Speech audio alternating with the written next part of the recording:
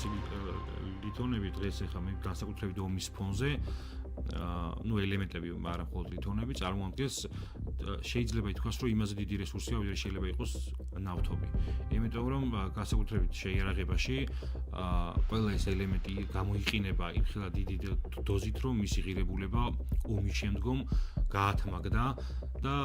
სტატისტიკებით შეგვიძლია მოვიყვანოთ გრაფიკაში და თქვენ თვალნათლივ დაინახავთ თუ რა ხელა მნიშვნელობის მატარებელია